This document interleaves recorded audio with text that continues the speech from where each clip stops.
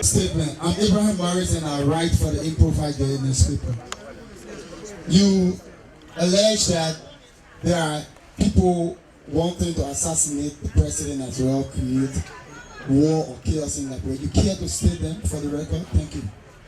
Next question. Alphonso, Zean, Liberia Public Radio based in the U.S. I currently visit the entire. Thank you, Mr. Chairman. Here is my question. For the most part that I listened to, I repeatedly heard more than 3 times the former president of the Republic of Liberia, Madam Johnson. So my concern here, you as a powerful chairman of the ruling party, one of the powerful parties, does that mean, is there some sort of doubt or questions the former president yet to answer? And if so, why is the ruling party of the coalition is not pushing forward those questions now? The last one. That's all. Okay, all right. All right. So the first question. Let me re-echo what I had said earlier before I get easily misunderstood. I did not allege that people are planning to assassinate the president. I did not say that. I said there are a few supporters of the 3 political parties that we've documented that post on social media calling on people to take up arms against the president. And one of them came up to say that the president should be assassinated. Now to say the president should be assassinated and to say people want to assassinate are 2 different things. So I did not say they want to, I don't have the capacity. No way. But I raised these issues because since these comments were made in public, I'm yet to see the 3 political parties coming up in vehement denial or in condemnation. There is a public statement. It's out there on social media. Sure. One of them even, I think they say he's the advisor of Mr. Cummings. If I play for you the audio of how this guy disparaged native people. Now, I don't believe in native American Liberian politics. Because for me, all Liberians are equal, they are one.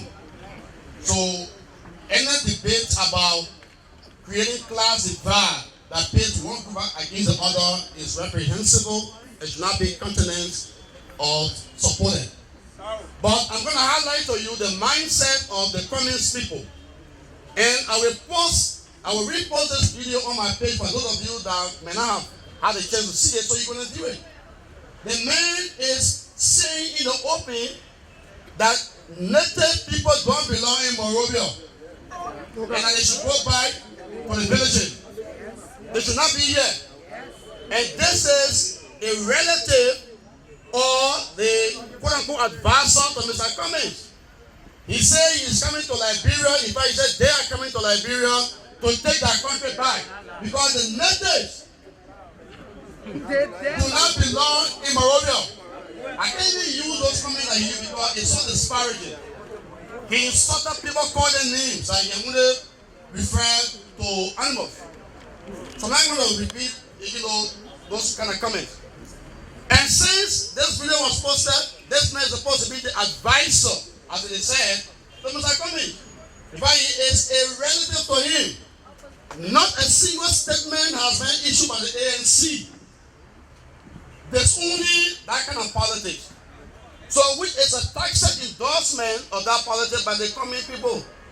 So no wonder coming and say also they will take our country back. So when they say our country, they are referring to American Liberians that are returning to Liberia. That's what they mean. I don't support that, but that is the agenda of the communist people. And the reason why you should easily believe that is because there's a Kennedy that went to Maryland and they were carrying hammer. I mean, what I'm saying is that you saw it. So he's telling you what you will do to you if you were to ever have a chance to come close to any public office. Yes. So I did not say there are people that are planning to overthrow or to assassinate. I said they are supporters of the three parties that have been saying that. And not a single word of condemnation has come from their political leaders. So which in my view is a tacit endorsement of that mindset. Second question has to do with my allegation that the previous government created the mess that we are now in. That's a factual statement. When they were changing the Liberian dollar, we told them it will lead to economic damage. It will create problem with our economy because the money was spent softly, but it's still did it. When they were stealing from public coffers, we told them all about the economy. So you see the disparity of the Liberian dollar or its victimization because of the poor policies of the former regime. So we want to state that to let people know that we are doing our best to clean a mess that was created not by us, but by the former government. President, we are inherited what we are in today. And any other party has become president, it will be the same thing. You will still inherit the same thing, the same mess.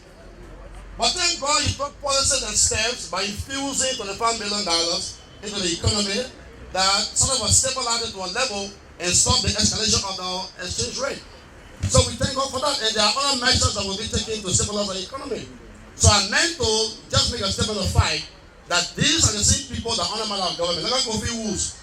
How can you be talking about corruption when you are public works and you go there now? The records are very clear that under his leadership, that place was a rogue institution. That place was seeking corruption. They were selling cement meant to build road. Look at the other road. They were selling cement by bag. One of the people that was selling cement by bag from the road project. They were waiting and then they put the record up and they begin to go around the Nova buyer for cement, bring pick up, unload it with cement and go sell it. Honor him. Honor him. So he wants to be a moral voice. Come up now and go to our radio and talk nonsense. But these are the people that polish our resources, that created the basis for the mass of our economy. They cannot be the one now to make themselves look like they are revolutionaries. For who? For themselves. You get China USD. So we say these things to warn the public that these are now your savior. When you see them, run from them because they are enemies of your cause. The wounded man that can stay and die for, that will always be a hero of the masses, is His Excellency George Manuel Weah. What the last question? So thank you. So we want to make it very clear again. I did not say there are people planning to assassinate. I said there are people that have been making this comment on social media. They are supporters of these political parties that call themselves opposition political parties or a coalition. But not a single statement of condemnation has come from them. In grammar, we call that tacit endorsement, tacit approval. It means that though you don't talk, or you approve it,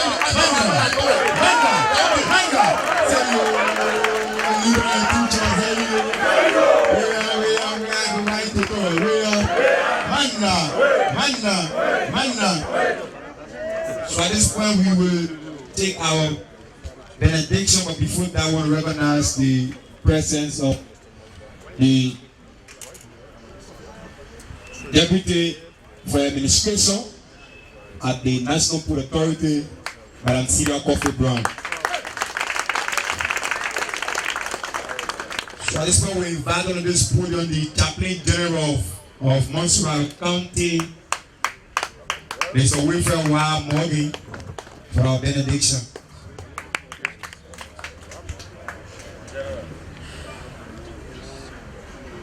Praise the Lord. I want to bless God for our chairman. As we all know and aware that Liberia has a very gullible society. When we say gullible society, it's a society that are carried away by records on the media. So the press conference is always necessary to clarify certain doubts. So I want to bless God for this press conference. Let us stand so we can pray. Father, in the name of Jesus, we come to say thank you. Pray, dear Jesus, that your grace will continue to abide with this government, with this president. Father, in this party, all Liberian, the least in Liberia, oh Lord. We have reason and causes to say thank you, Jesus. We bless you in Jesus' name. I am from 10 o'clock to 4. Yeah, but your statement today, isn't it still complaining, sir? You are in a governing stage now, and we still seeing instead of us hearing what's going to be happening in 2019, we're still seeing what the past government did. Is that complaining? Okay, all right. Well, that's a clear mention of the ruling party. That is the Democratic Change Coalition. We will be back in Thank you for coming. Congress for Democratic Change, CDC. Yes, address supporters.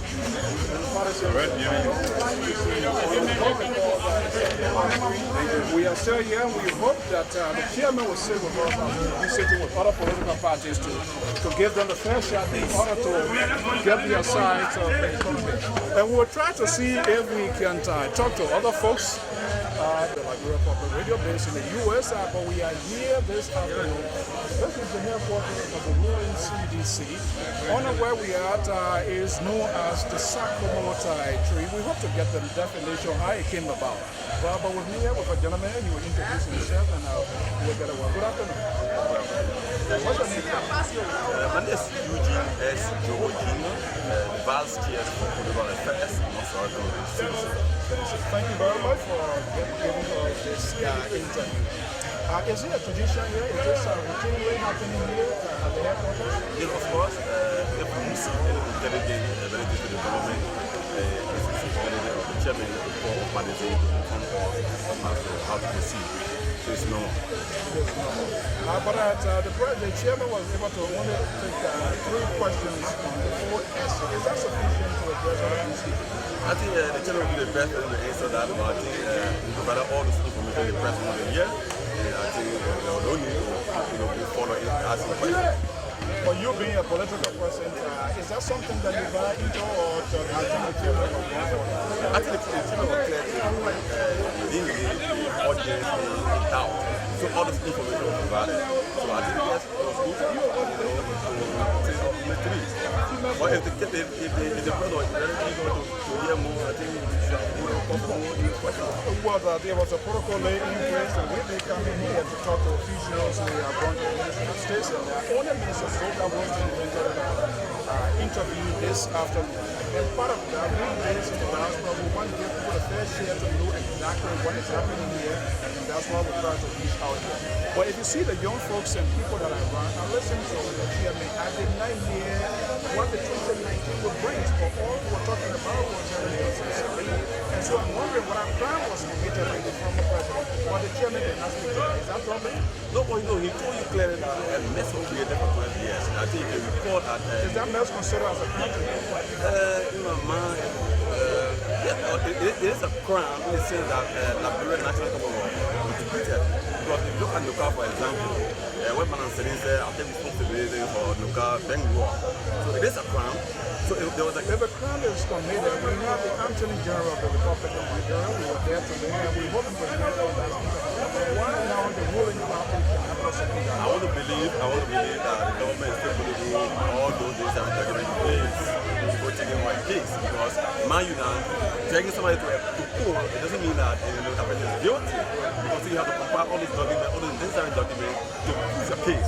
What is true in a public settlement says SRZ or equally as a responsible government, you can get somebody from the street and say we are for wrong. So this government believes in a very transparent process that they will compile all these documents. So fair to mention it's an allegation. Of course it is a serious allegation. But also this allegation of being alluded to by our first president. He said she takes responsibility of local Beng War. So I agree with the allegation, but she takes responsibility. But without no conscience, this woman won for 5 million Suprema's award. If you take responsibility and nothing was put, it is taxpayer money. If you take responsibility, you will not pay back. That cannot happen in the Western world. Yeah, I expect to take the microphone from the city because you have the reporting that you take responsibility. After we see that 5 million, she needed to send back to the country, a little amount that, those money that we use to build schools in hospital. So I expect to take the microphone from the city to to do us justice as Liberian people, those money that were taken by all, based on our administration, that don't need to be sent back to our country to build schools and hospitals, send our brothers and sisters back to school. What's this anticipation for the fiscal year 2019 with reference to the rolling back of the Congress of Democracy? What do you hope to see happening in the fiscal year? Oh, like I think you have been here doing the president annual address or the president podcast. I think he did well. The president school 90. So I expect perhaps hopefully next year, because he has already started the foundation in terms of feeder roads, road construction, instead of the military hospital.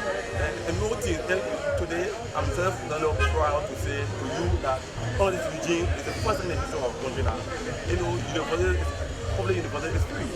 And that's why, in order to present achievement, I think that one is a very serious achievement, because if you build the mind of the citizens, build the capacity of young people, people contribute to the economy positively. And besides that, in the 80s, because Liberia won the Civil War, young people don't really more than educationally, they want to people play on them. But our president, this president is serious to lay out capacity and people to reason and people do analysis that, we know what it's time to go. And that's why you saw today the press conference, trying to tell us. Don't go away. Let me get a word from this guy. I hope to sit with the chairman. There are a lot of secret issues, and we hope that. Good afternoon. How are you? Yeah, fine, very fine. What's your name? I'm Samuel F. McGill. I chair the Policy Response Committee of the party.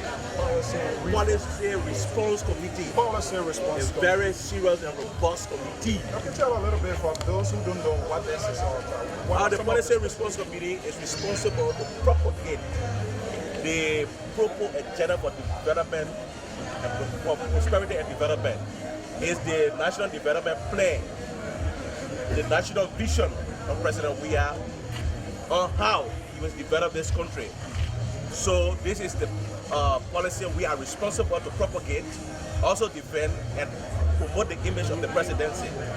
So this is my responsibility. I assume both of you guys are decision makers. I will post that if I have the opportunity to be with the chairman or other type. My concern, during the president's recent address, the amount of 402 million was mentioned in the president's address. Let me get that right. Is that true?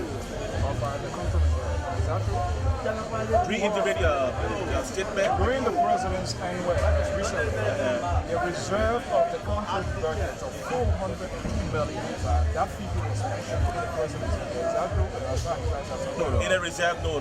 He did not speak of that figure concerning the reserve. That was what was accumulated as regarding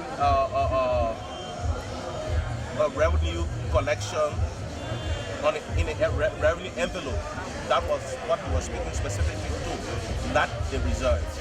Okay, and we hope to get that, because my concern, if that is the case, if that's not it, that's a different thing. Yeah. But it's like sending your men and women who are torch-bearer on the front line, telling them this is the number of men that we have. That's a national security issue. Why was that even mentioned? Was the president on it or not? No, but listen, the president, according to our constitution, should report to the national legislature also regarding the economy, the expenditure and component and the revenue component of the economy, how the economy is performing. So in the president's annual message, he made mention of that as regarding the economy, the revenue aspect and the expenditure aspect. Both of you, anybody can answer it. I listened to the chairman, he was calling on the partnership of the media institution. Does that mean the media is being biased in terms of reporting what government is doing? Is that how you feel? Not really. The press, the chairman spoke, make it clear. There are some elements, in the media. Don't want to really see But there were a lot of names calling by the chairman. How dangerous is that? He didn't address the media in general to say, the media is anti to the government. No, the media is not anti to the government. But there are other people who want to use the media to undermine the government. No, I don't want to call name here. But if we give it the time, we'll call name. But right now, I want to keep it a secret. Additionally, what the chairman was stating, the media and the government are development partners. Both the media and the government should work interchangeably for the growth and development of the country. The media is the fourth estate. They have a significant role to play in the developmental agenda of the country. This is why President we have said he has introduced a bill in the House called the Abdullah Kamara bill that will take decriminalize labor.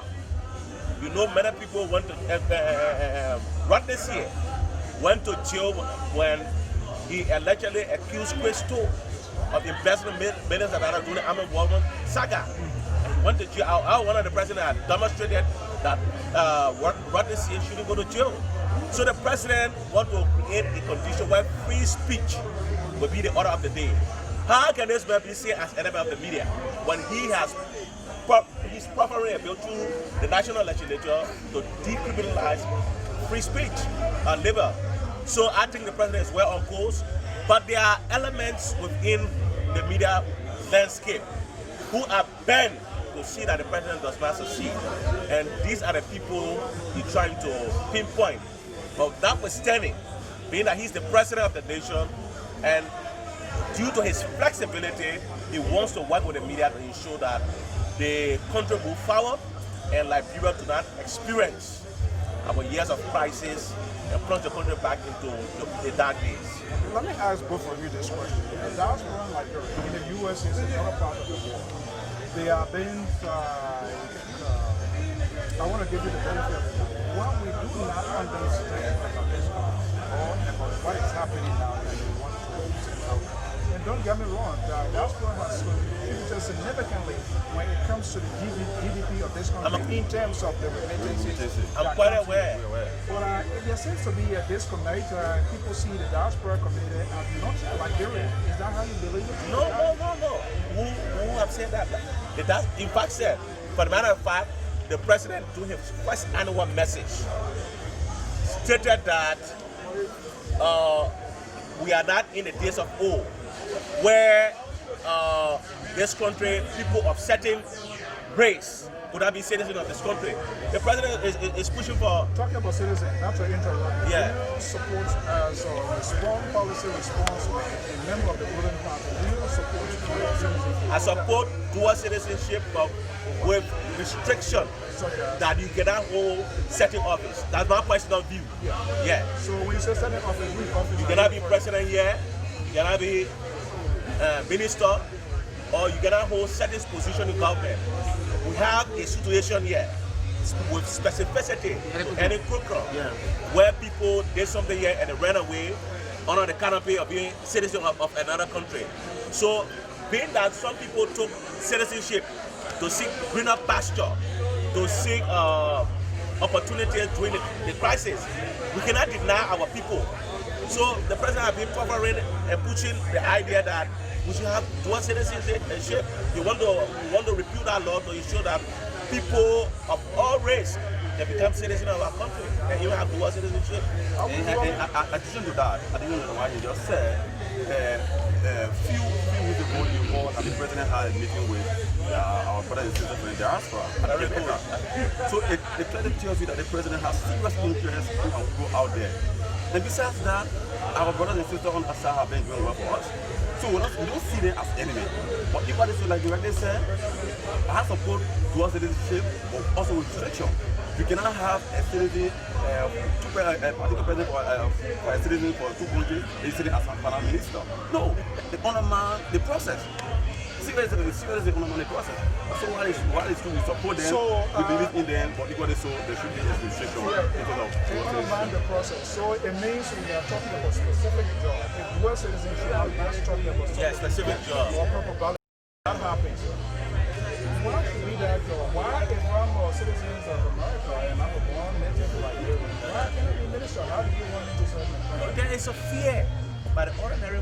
Yeah, corruption be taking place in Liberia. Who are born no, this is why I want to put stringent measure to ensure the issue of corruption is addressed. So people cannot be having the fear that you have to do a citizenship. But what I'm saying, gentlemen, I'm saying, you and I are very fortunate Yeah. When there is a scandal, the equipment modifies it in vessel, right? Yeah. I don't have time. He doesn't have time to go into dictionary. Yeah. But when I take it, they say the man's street. When the common thinking there that somebody's street is a big way.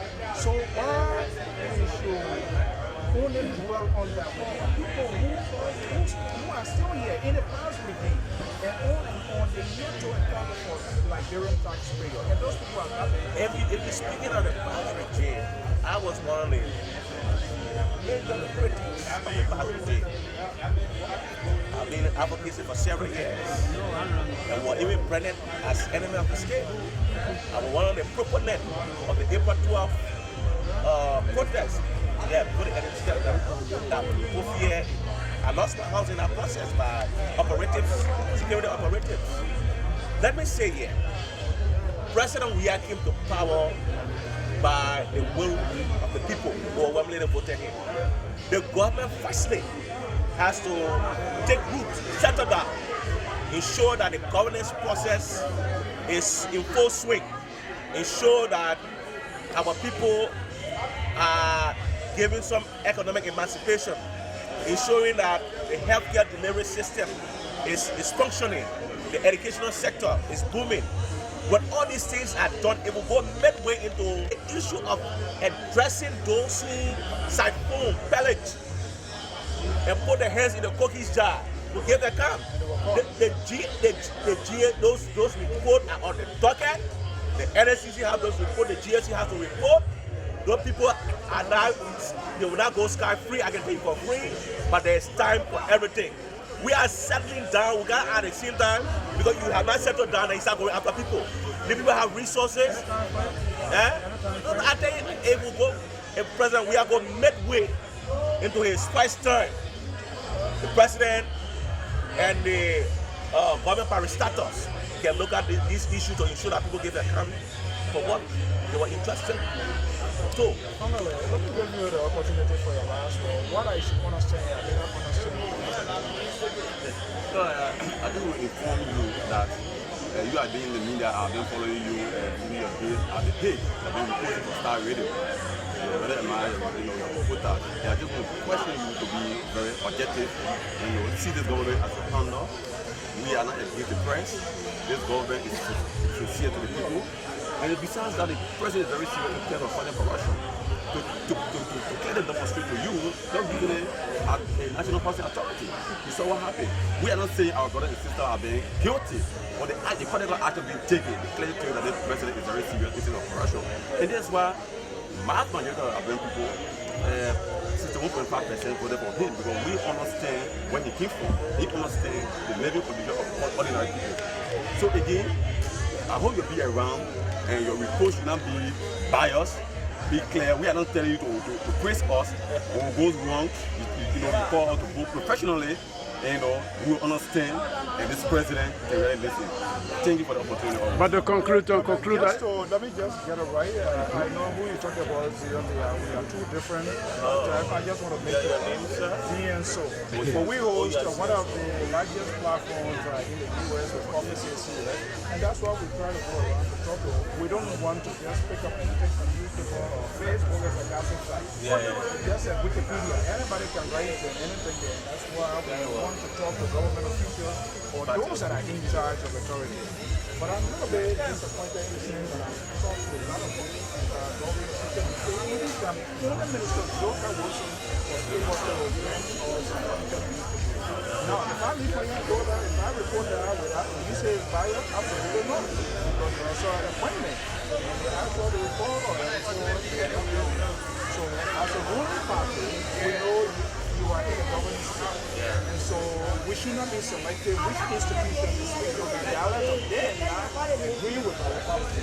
But that will also help those out there who don't understand. So we want to give the opportunity for everybody to hear their view. And I hope, like the chairman said, I will come back here. I was here yesterday. I will come back again tomorrow. Hopefully the chairman will say Well, I think their action was not deliberate, I understand, their action, are not deliberate, but I believe that perhaps they are not serious, question to deliver. the issue of this for 16 whatever billion, is that true? Any money missing as far as But rationally, our total economy, the Liberian notes, is 17.5 billion. If you take out 16.5 billion, there will not be even money in the main pocket. That the whole economy has collapsed. So economically speaking, no rational man. But you know, because the people so much hate president we are. But let me tell you one thing that no president will ever do. To surround up part of your sovereignty, to call people from the international community to independently investigate or probe into the matter. Then what was the point of calling those people? No. There were doubts. There were accusations, and counter accusations. So to allay those doubts, the president thought it prudent and expedient for the benefit of the doubt to call many people. And you say for expert, the report in the president's annual message stated by the end of February, the report will be out. And he has stated, give me a little gist about that report. I guess he has stated with emphatic tone. He has stated with emphatic tone that anyone caught culpable will bear the full weight of the law. I can tell you for free. Let's turn the camera off and see who's going to be calling the police. Let the report come, then you will get to know what the president did. And this is what you see. This is what you saw. But to conclude with you, to conclude with you, from your statement that you have just mentioned that the investigation took place at the National Housing Authority, and now from reliable sources, from concrete sources, that those particular people that have been alleged by the money they went into prison, they have been employed by the president. Do you have knowledge about that? And they are now working there at the National Housing Authority. I think the case is in the court. I think they were suspended for time indefinite, and they're going through the legal process. They are not being reinstated. If that happens, I think you hear in the media. But besides that, to just conclude relative to the 16 billion, and this is what the president is going to say. There are certain individuals that are using the media to undermine the government. You are in the media. Somebody spoke or somebody reported from the media that 16 billion bomb missing. And I hope when you leave from here, you'll be able to speak to Mr. Wissel. I want to say with the Minister of Justice, I think he is the overall, and I'm hoping that they will not fall. All right, thank you for my journey. Let me see the word. We are praise media. First thing I'd like to commend you for taking on this exercise to part of relevant issues as Liberia, some key national issues. One thing I'd like to flag here, which is very much astonishing, and I'd like for the world to be aware of, is that the kind of Liberia we do have now, we have had in the past, to have had, very seriously, to have had a president, the Excellency George Manu, the Senate Presidency election, and starting with a robust format, so that it addresses a great portion of the disparity in our national income bracket, and also has a great trickle-down effect on the fight of corruption.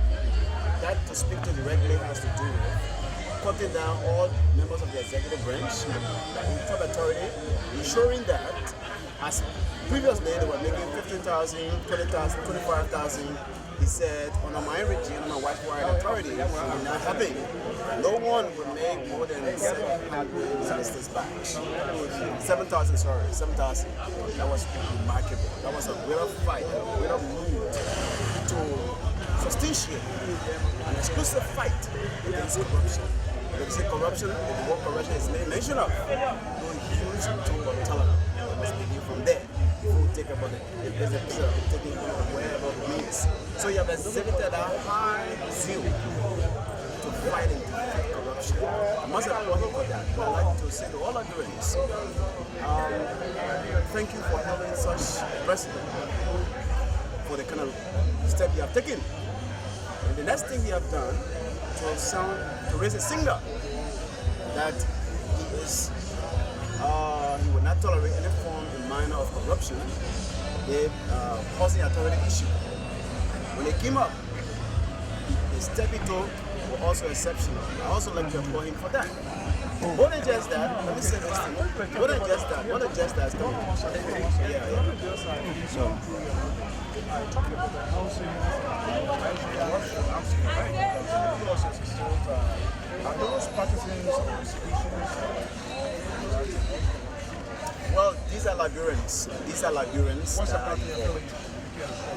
Who, me or they? Yeah, party. They're part of the I can't really better, I cannot better speak to that. Speak to the parties, to the rival party. As far as I'm concerned, they are Liberians. Lord, they're very capacity, such that, it keeps us. So, one of the ways, another issue that has to do with the education. Education is very key in our nation. Liberia, education was very huge. The bedrock of every nation is education. So if you educate the people, educate or you develop the nation. So you see, we have taken another robust step by not just paying white or white fees for all struggling Liberian children. We went a step forward and exclusively ensuring that all public universities are 100% free of tuition. Not only that, before then, our doctors, our medical doctors that care for the welfare of our citizens, they were making something like $700, $800, maybe highest $1,000 United States dollars. But under the regime, they are making up to $2,000 plus. You see, that is an act of demonstrating high level of commitment and several leadership services to your people. Because they empower the doctors, they are men their strength and their zeal, meaning to render adequate healthcare services to the people. Because you see, under the constitutional provision that says we have the right to live, but that is the key issue, and of course, healthcare should be paramount in our nation. So he did that. More than just that, he sent a lot of medical doctors abroad to acquire support, education in terms of different various kinds of disciplines to serve his people. Quite recently, one of the ministers broke down in illness. Before then, he flew out of the country. On the judge, he said, no, I'm not going to help you, man. You can right to the JFK. And he came right to JFK when he acquired his health, recovery. At first, we did not have a scanning machine. Scanning machine, I thought we did not have it.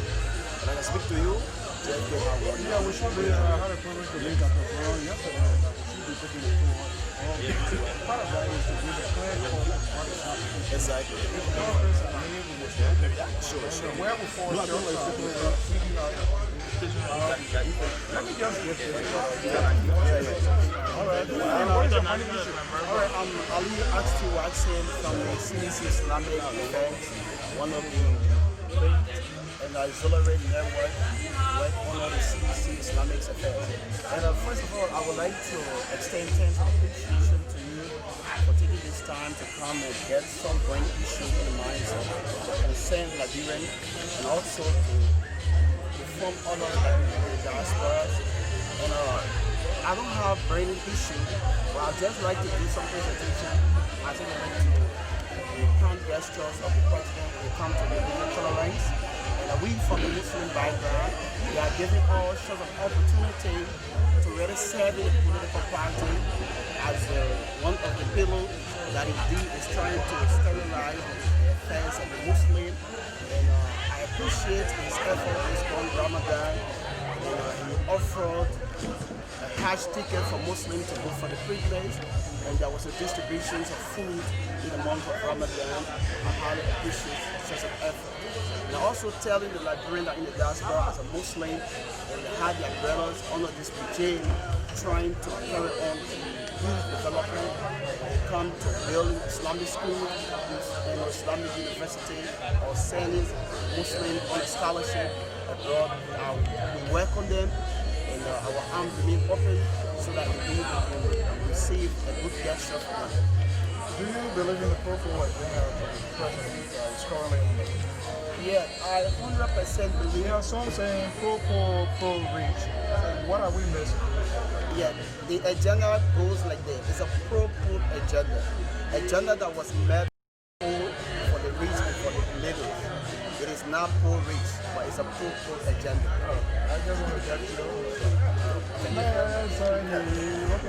Welcome. What do you want to say? Thank you very much. Samuel T. Kabe, from the Coalition for Democratic Children, member of the Lpr-Tv, the chairman for mobilization. And my own disappointment, let me just say, let me get the government, especially the president, the level of development. Why we need it from the president as a member of Lpr-Tv, why we need it from the government, which we decided when the coalition is happening. And we love that. We love the president for the level of development. But our disappointment is with Moserado County. I'm from Moserado County. I'm the chairman, president, the acting chairman for Moserado County. For my party, Lpr-Tv. The problem of that is since the election, Lpr-Tv are not being recognized in Moserado County. There's no single person. There's not being recognized. Who should be recognized? Yeah, no, when I say recognition, when I say recognize, meaning that Lpr-Tv are not being called for a meeting. When they say a meeting, the coalition called a meeting, that from today meeting, I just took it for myself, I came here, because I saw people come. I was passing, I saw people. Lpr-Tv cannot call for a meeting, they can't call Lpr-Tv parties. I'm a chairman for Lpr-Tv. They can't call us. And we are, up to now, the coordinators, a single coordinator have not been benefited from this coalition. Since the coalition have been elected, this party, and that's a serious concern. Yeah, of course. Since this party have been elected, Coalition for Democratic Change, we are aware that 3 political parties, the Tripartite Coalition, and Lpr-Tv is one of the parties. One single coordinator are not being employed. Down to county chairs. One single county chairs in Moserado County are not being employed. So I want to know why. I want the chairman, the national chairman, Chairman Moru, if I could have the time to speak with him today in the meeting, I could say that, but I was denied. Because I raised the issue, I was denied. And I want to know, I want Chairman Moru to address that issue. Why they are denying Lpr-Tv? There is no single person from the county leadership, neither the coordinator of this county. We got 17 electoral coordinators, and these are people that have been working tirelessly for this government to come to power. Why we are being marginalized, I want to know that. I want to know that. That's my really concern.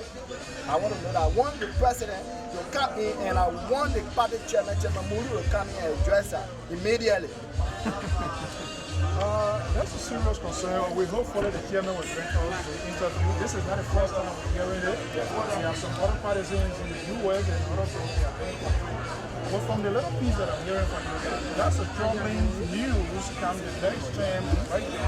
The survival of the population is very slim as the table, I think. Yeah, of course, we got a very huge Lpr-Tv as a party that grown over the years, that fastly grown over the years. That people know Lpr-Tv got a very huge, got a very large establishment in Moserado County. When it comes to Moserado County, Lpr-Tv got a very huge establishment. And we are being marginalized. As I speak as a vice chair for mobilization and recruitment, I am being troubled that if I have to leave my house because every day and night people come into my house. I mean, you get us in the party and we work over the years. Are you benefiting? No, absolutely not. I'm not working. I'm telling you now, I left my house while I was waiting. I left the place and I'm squatting down. I'm telling you that I'm squatting now because when I was working, the people dismissed me because I said Moserado County Lpr-Tv, Moserado County, including the checks. I am the vice chair for mobilization and recruitment. And we got the 70 coordinators, none are really getting a job. Not a matter of job, but appreciation. Absolutely nothing. Absolutely. So we want to listen. Before coalitions, and I had a privilege to talk to some of the oppositions, and they didn't answer that question. Perhaps you are here. Before coalition is formed, you should sit around the table and these things sort out. Did you guys go through that process, or everybody just decided to join on the same side, and that's how the party runs? Thank you very much. That's an excellent question. And absolutely nothing. Nothing. We don't know. So you blame fair to mention you blame your party leadership because they did not push the agenda and the goals of your party and their parties. Because if I support a party, political interest that's the key. So your party leadership, they have to really We say I'm here because I've been engaging my party leaders, including my coordinators, and I've been engaging my party leaders. We always tell us, and we are going to year plus now. We are continuing waiting, and we are tired of waiting. And we decided to take this issue at the national level because we're not be waiting all the time, and there's no solution. Now tell me, and let's turn the camera off. If you take it to the national level and no solutions, why? Look, we'll continue to take it as the best way that they can handle it. We are peaceful. It's not handled. But we are peaceful. I believe there will be an issue. If the president is a man that believes in democracy, so we believe if the president gets the law, he will come in. So we want for the president to know. Honestly believe that the president is No, absolutely nothing. He does the appointment. Nothing. He does the appointment of government official. So if your party leader was appointed, for example, a corporate corporation, he or she should be able to bring other parties in. That not happen. So how can you say let me tell you openly, without fear. I want to tell you our party chairman, Mose Koli. Mose Koli does not have interest in the party. He don't have interest in bringing people from local country, employing them at labor ministry, that where we supposed to benefit. Every time we go to Mose Koli says he doesn't have an interest in politics. In fact, he's not contesting for chairmanship in the next election, so he doesn't care. So we are not no longer taking on Mose Koli. We want to take it up to the higher level. No, everybody, no. We are not. We respect our political leader, chairman, in honor of Ellis Jenica Tyler. We respect him. He always comes to our answer when we call him. But our main problem is Mose Koli. Mose Koli, labor minister, is our problem. Labor minister, and from today, as I speak, three weeks from now, if there is no solution, we'll barricade the labor ministry. As I speak from the voice of the coordinator and some of the candidate chairs, we'll barricade the labor ministry that Mose Koli will not enter labor ministry until he address our issue, because he's supposed to address our issue. Calling for his resignation? No, we are calling on his intervention. Here he look at our interest. That's a government ministry. So we don't care, because that's where he works. If he knew that government ministry, he was going to take some of us, or he was not going to take people from local counties, other counties. Relative, Mose Koli got more than 20 relatives is working. I got record on him. I can prove it. I can prove it that the people that Mose Koli employ from his house. I can prove it. I can. I can do that. I got a record. Yeah, I got a record. I can do that. I can do that. Yes, I get a contact. No, for now. Yeah, you can do that. You can call him, but I'm telling you that Mose Koli is not patriotic. He's not working with us as a coordinator and chairman for Mose County. In fact, Mose County is the largest county in Liberia. Mose County should be one of the counties that's supposed to prioritize. Today, let me speak to you today, this meeting. Absolutely, one person from Lpr-Tv was not recognized with the exception of I that speaking, because there was no call posted to any of them. Lpr-Tv is absolutely out of every activity of this coalition. Mose County. Any other party member here from part of the coalition share his view? Any of you guys here share his view from the coalition? Are you a member of his party or the CDC? I'm not the Lpr-Tv. Do you share his view? I just can't say I will not speak to anything for that. So why do you want to speak to him? And I just want for everybody to know this. Our party is included as a speaker in our going up there for me. At the district chairman for the district for Thomas.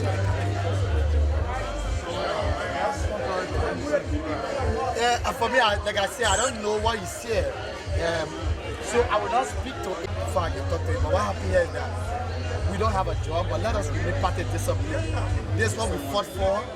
This is what we laid our chest to the bullet intellectually. So I think in my own mind, as a party disciplinarian, let us come with one understanding. But what translate, I hear you say barricading ministry. I think that's not a proper trajectory to go. What we should do as Padres is that most of the live in District 12, 1602. Let us take our professor to him. We have our party economy, we have the Lpr-Tv party economy. I think we can go there to address our professor there. We have the different ethic committee. We can channel our different ethic through the professor ethic committee. But going to barricade the ministry, they obstruct the men working, what they call, they obstruct the people from going to work. They also sabotage the government work. So I think he's my official. He's from the country. I respect him a lot. I'm from the district. So I think we should recount our decision. Let us support the coalition, because if we start to fight each other from within, opposition are coming to fight us and we get no voice to withstand them. Because if the horse that is divided cannot stand, therefore we all will fall. So I'm calling on my senior brother to see reason. Let us go back into our own political catacomb to see how best we can be able to. You guys for the horse or the war? That's the political jargon. You as a media practitioner, I believe that you should be honest, you should be in the know of that war. So I'm not here to provide dictionary to it. Now there's the issue. I think we should all come all together to bring up one idea in pushing the President Popo agenda. That's what I think for now.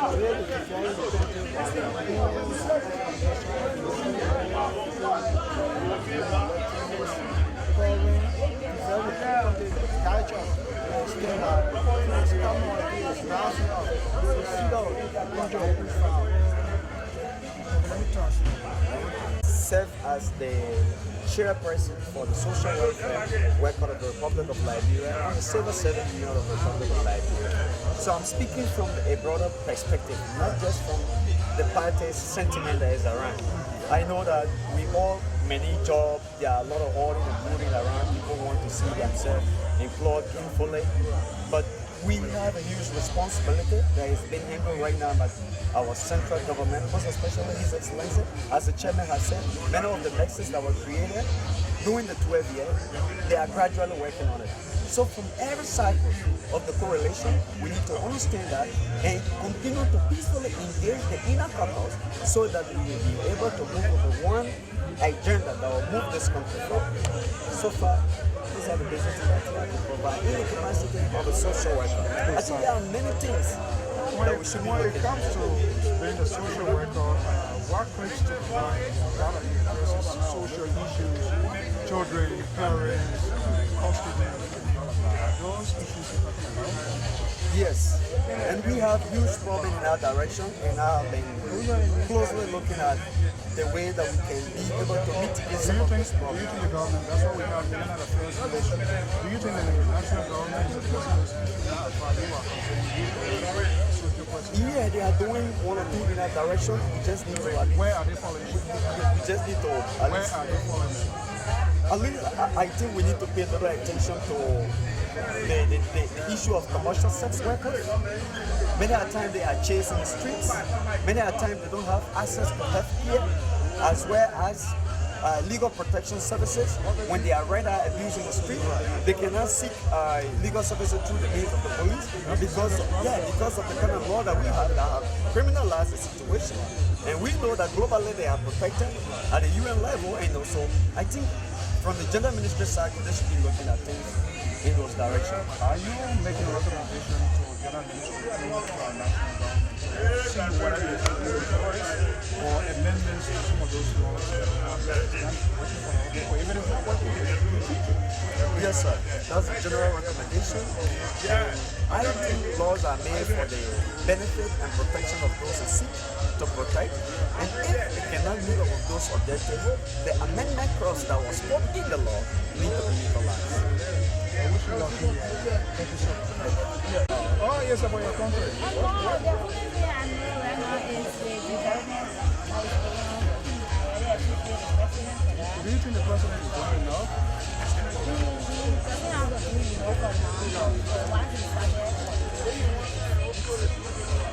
So let's assume the president is listening. You're supposed to say that you as a mother, you as a woman, what would you want to say? Why do you think the president should focus on? There are some young folks here, I know some of them are working expectation with her, okay, thinking that maybe if it wins it, everybody will get it. But it's not easy. It is not how it is that people think it to be. Now that's a very point. What would you do? Yeah, I believe that everyone cannot be involved. Why?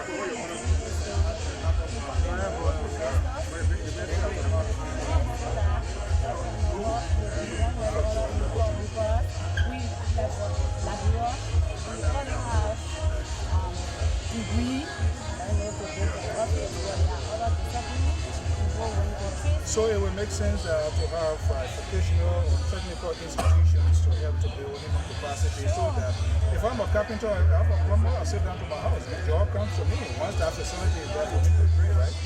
So that's something the president should invest in. And that's exactly what Minister Zuka was talking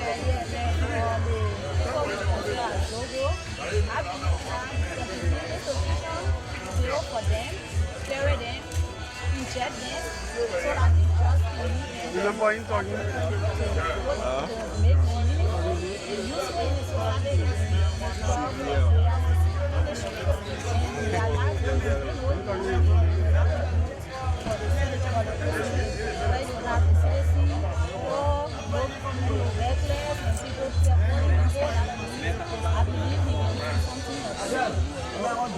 Thank you so much. What's your name?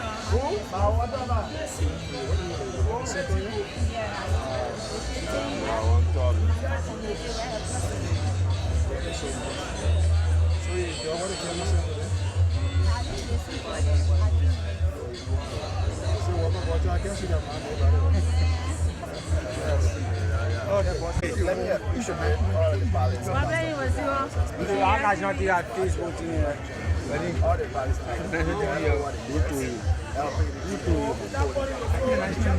We want to tell them that every day they have to tell them the expectation. That we believe everything is time and we are going by time. And this time is going ahead and we should decide to take it as a so we want to tell them the expectation. Take it as a strategy, not constructed so that means not barricade. No. And when I say barricade, I am not doing it in a way where we'll barricade. We're only doing it so that the chairman can do the attention of the chairman. When the child is crying, the mother says that thing deaf here, you got to do something for the child to put the chicken in the Of course. We are crying. It's not easy. The chairman can put it down the wrong attention. When you know that you should say that.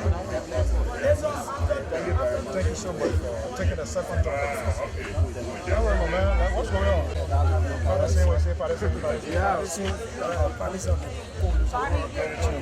Which are the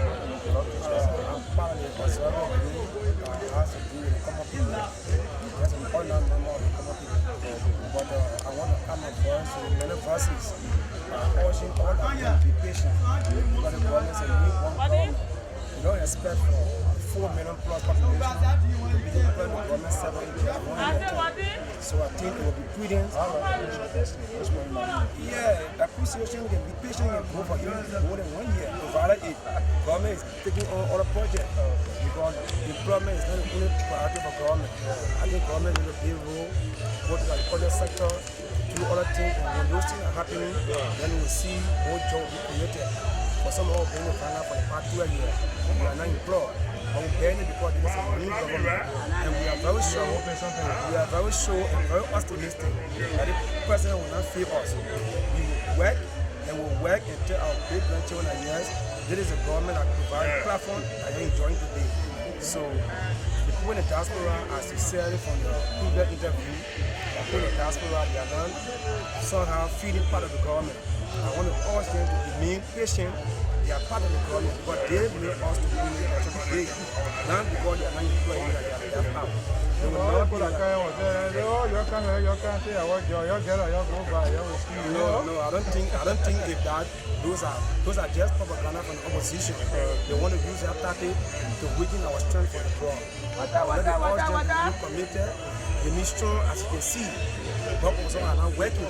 But we are hopeful to work. That is why, yeah, change for the party, change for hope.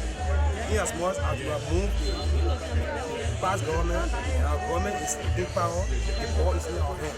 But just as we necessarily should. All right, let me wrap it up here, my man. Tell me something that I don't know you want to tell me. Yeah. You want a song?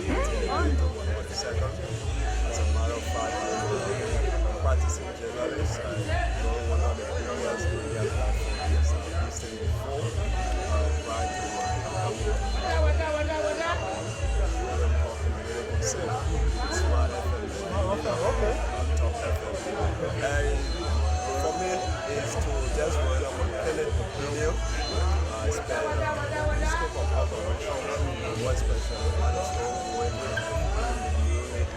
government. For me, what I believe in, so I believe in which have to do with adjustment period.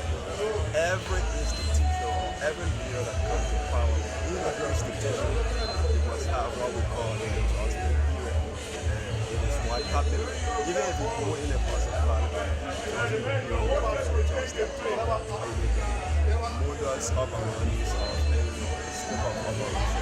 So our ardent hope as a people of this country is to be patient, because the only thing if we are to critique government, if we are to be constructive, if we discuss the lapses that are formed, we should also take into consideration the prospect, the progress that made so far. Because we cannot expect a government that's supposed to spend 6 years or just spend 1 year to do all, to cover all sectors. This is why in every institution, the planning stage, after the planning stage, then you carry on the implementation stage. But this government is one of the government that... So what do you think will be a reasonable adjustment time? For me, I take 2 years. I take 2 years. What happens after 2 years in your thinking if that adjustment is not achieved? If that adjustment is not achieved, then we can come up with what we call as to whether criticism or so. The adjustment. Each and every one of, for me, first day I'm not even drinking water. But we cannot take that. It's not about fasting. It's not about fasting. Then you understand, where just 1 year to say, everything that's the end of the war. It's not true.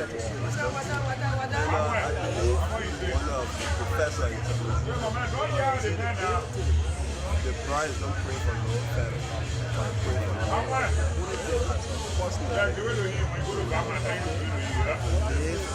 Understand to see the next 5 years. For me, I know that this because if I want to leave from here to Sweden or River G tomorrow, I should go with a slow path. You understand? And it is what the government is working on.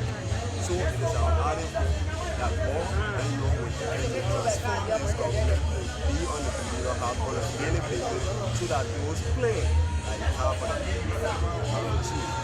Anybody can, the government cannot incorporate all the citizens, the 4 million the government cannot incorporate. The only thing you can do is provide what we call the urban environment. If you are opportune to work, okay, if you are opportune to work, that's it. But the urban environment that have to do with the security, the delivery system, the education, one of those that are even like to inclusively compete is the our textual education that we try to bring in on the table to the Liberian people, because there's a scenario that says the technical education is the bedrock to national development. So every technician, our engineers and other people that you see today, they are people that came from the background of the classroom to become so if you have a masoner, if you have an electrician, if you have a computer and other people, at the end of the day, you have a vibrant society and the economy will grow. Thank you very much. All right, well, folks, that does it here this evening. This here is the headquarters of the ruling party. As a matter of fact, this is the CDC, where the chairman Mulba spoke to parties and addressed a lot of issues. We hope to be back here tomorrow, where we're going to have an exclusive with chairman on a wide range of issues. Alphonso Zean, so at the same time, we have been invited at the ANC headquarters, where we'll be speaking and be hearing from the opposition side as well. Until then, I want to thank all of our viewers and my man, Sam Gratitude of the Company Radio, right here at the headquarters of the CDC compound. This is where the victory that led to the president is here to be in the overall office of the government. Until then, we hope to be back here tomorrow to have a dialogue. Now, who is the head of the ruling party, that's Chairman will be on the camera. Thank you so much, and we hope to be back here. Good morning, I'm Alphonso Zean of the Liberia Public Radio in the nation's capital, Top Monrovia. Precisely, we are in the office of Senator Marshall Dennis of the Republic of Liberia from Grand County on Capitol Hill, which happens to be one of the branches of government here. We were welcomed here by office staff to get a word from the Honorable Senator of Grand County, Republic of Liberia. Honorable Dennis, welcome to our microphone. Oh, thank you, most welcome. So it's a pleasure having you. Okay. Well, as usual, it's important we are here despite of family, other engagement. It is also good to give the diaspora community and the rest of the Liberians a sense of the work of the office on review 2018. Now we are in 2019. As far as you are concerned, how was your work 2018? You can tell us. Well, before I just proceed with your mission here, let me first of all, in this public manner, again, extend my words of condolence for the loss of your was it took place some few weeks ago. And I also understand you had to go home to escort the family members that came to join you here in making the occasion successful. And you had just returned. So we can God and grace for your safe arrival. And I hope that your stay here is not going to be overwhelmed with too much of sorrow, because these things when they happen, that's it. There's nothing you can do, it's like spilled milk that you cannot recollect. And I hope that it's all going to be well of you. Now, having said that, we'll come to definitely your question. Our activities here throughout the year 2018 have been very, very good.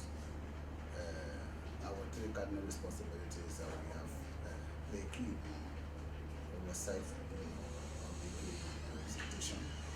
We've always made sure we stay within those frames.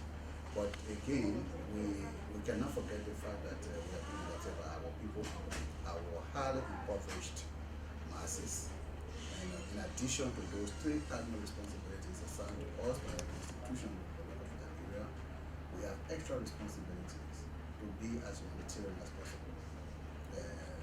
Look after the needs of people that are not in a position to find for themselves.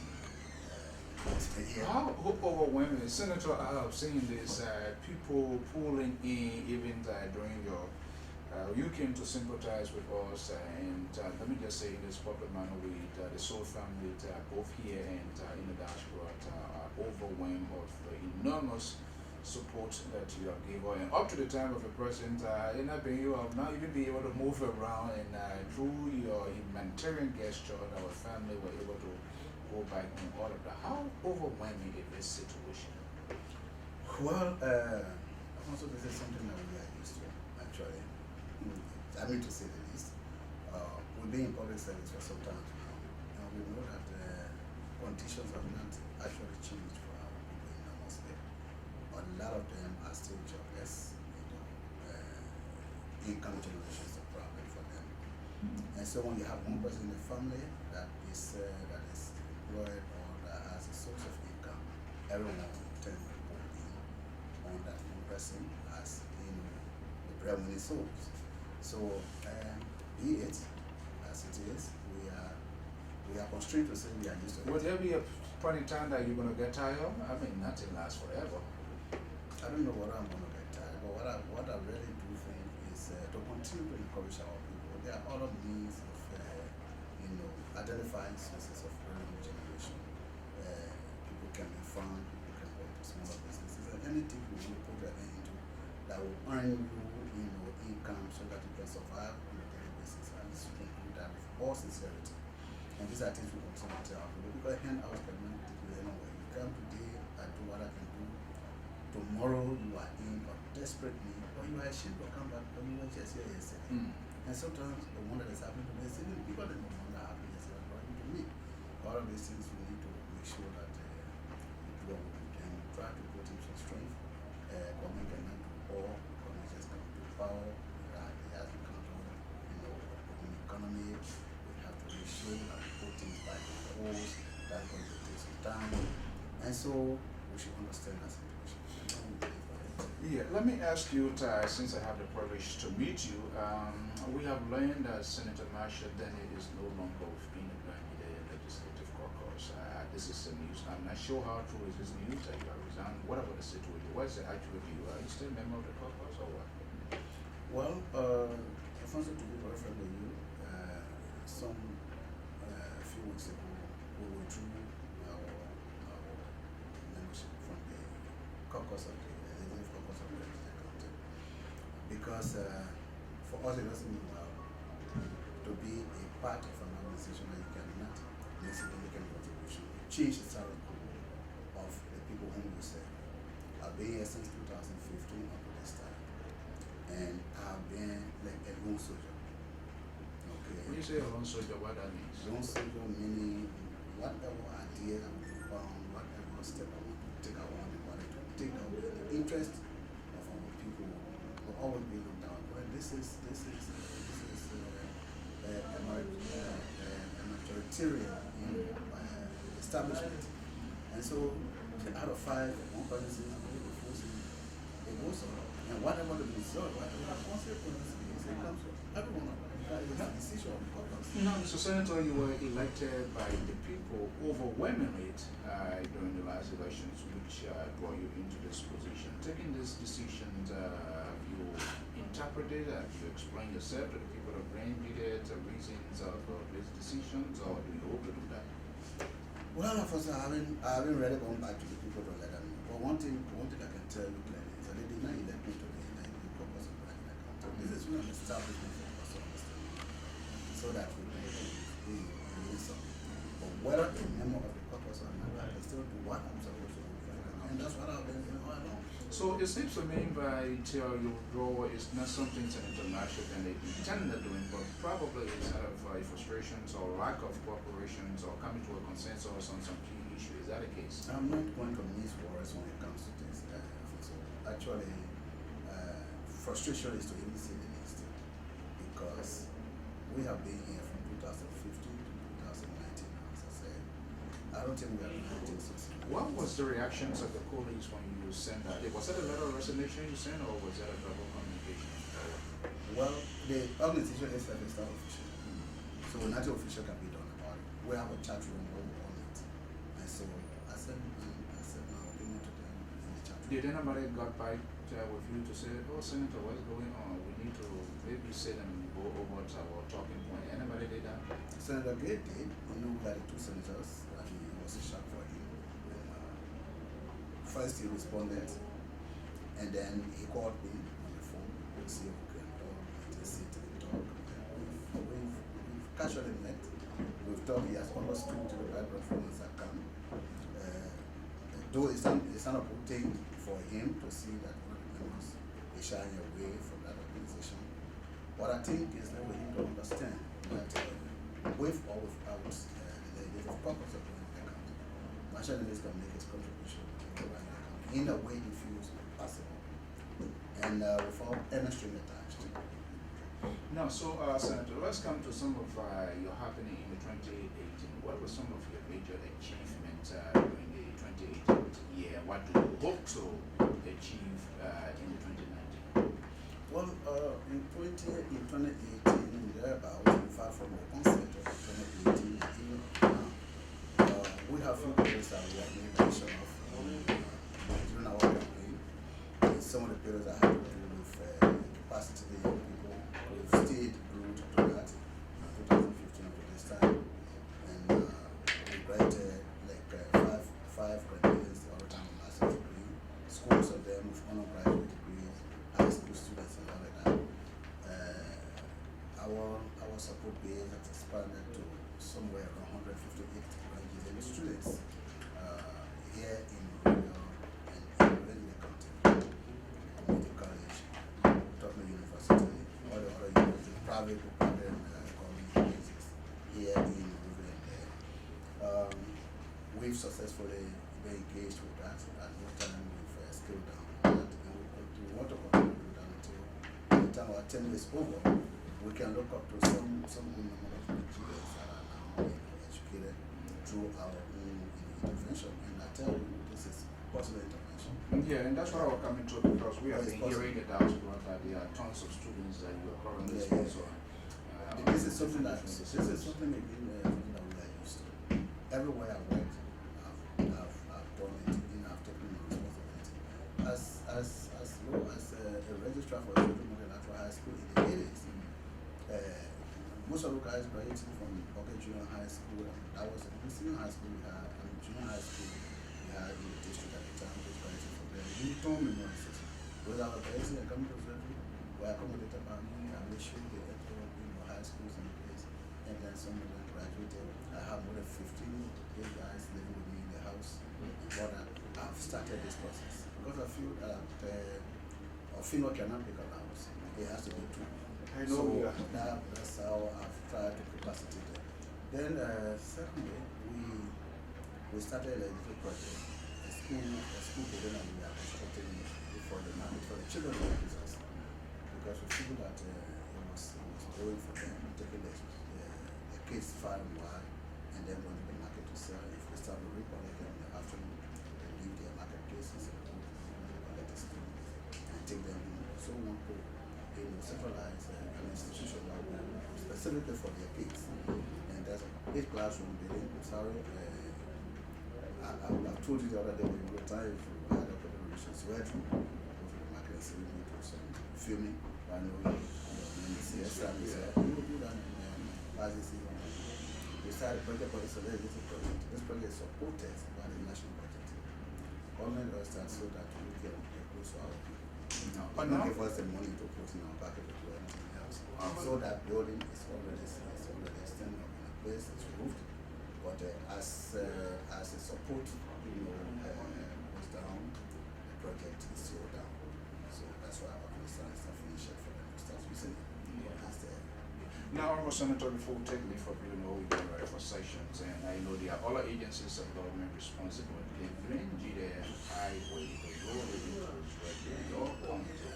As far as you are concerned, as a sitting senator of the county, what is government, national government doing? Is the project on course? Are we going to see something happening this year or next year?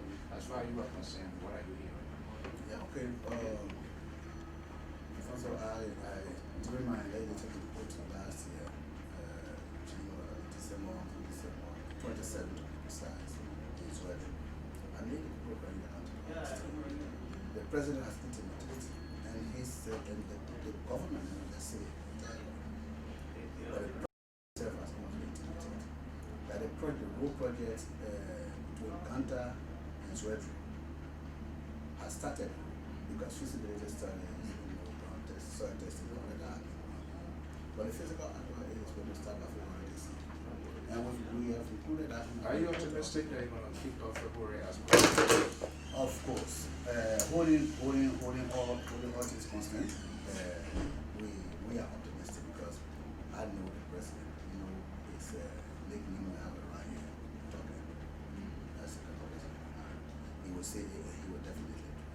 And the good thing about it is that the road is also he has a bathroom and to waste land. So it's also sort of compelling situation. Exactly. And besides that, this is something that is long overdue. A lot of people are downplayed, and that's why he made sure he would have done other things. This is somebody who is a war anchor. But to say I want to be the president means he wants to change some things in this country. And road situation is one thing that all people are attacked. So to say it, I'm confident. I'm more than confident that we want to start with this.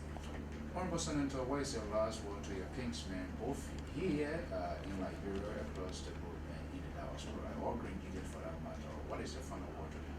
Let me just say to my kinsmen in the diaspora, they can come to us. We do everything in our power to make sure that we deliver brand in the country. Everyone is important in the country. All cannot be done overnight. It's a matter of time. And we also count on the support as usual.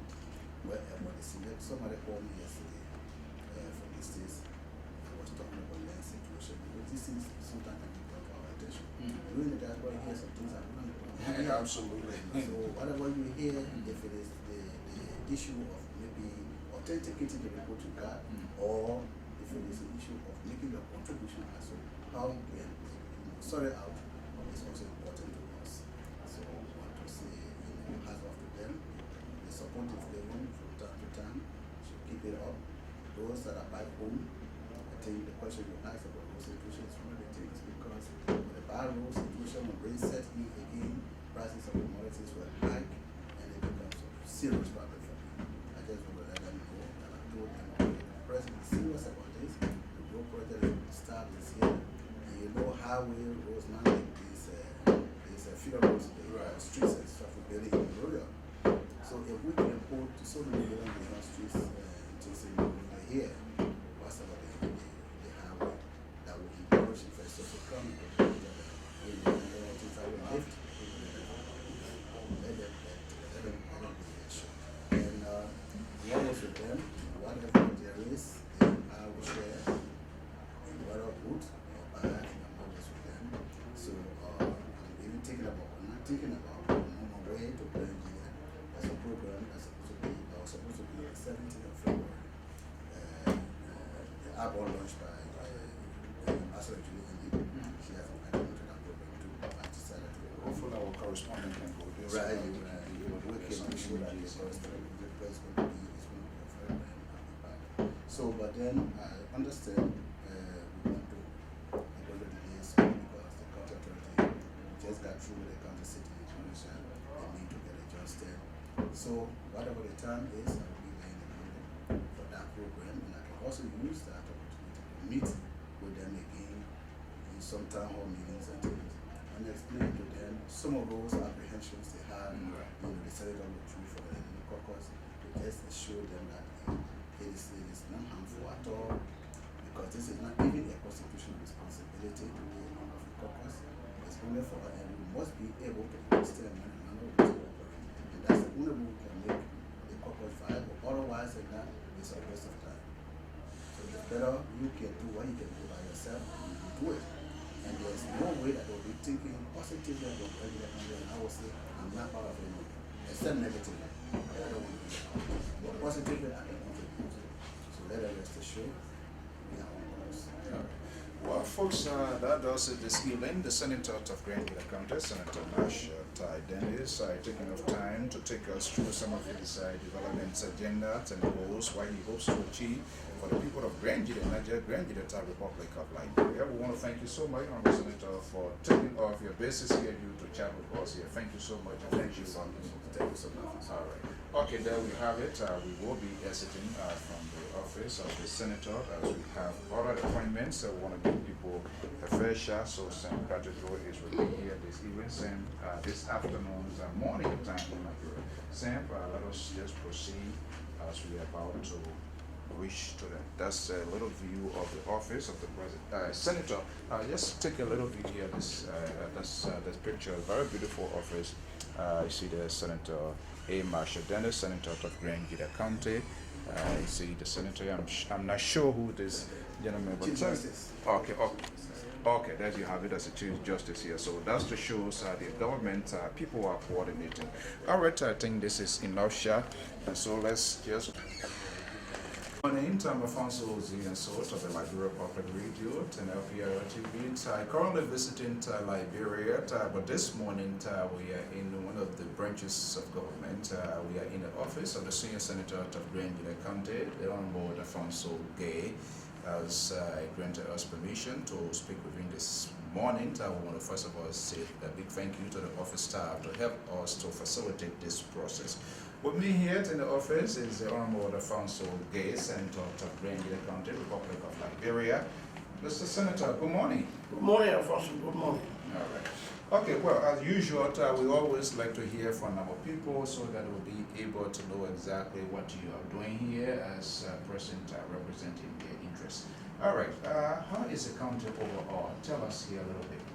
Well, Alphonso, in my candid opinion, I strongly believe that our people are happy.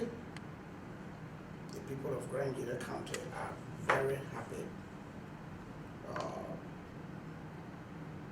The reason for that is that the president, the current president, President George Weah, received something approximately around 96% of the vote in Grand Gita. Therefore, it is a total belief that the person or the individual that they actually desire of becoming the president of Liberia, that person it is today.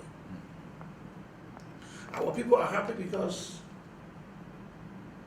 generally speaking, they tell us, well, we are not worried about jobs, whether we are excluded from the appointments, whether we have road paved coming to Grand Gita, is not our worry. Our people generally tell us that. Are they realistic in that? I think they are realistic. They are realistic for the love they got for the current president. That they want to see him president of the republic, and the fact that he is the president of the republic, they are happy.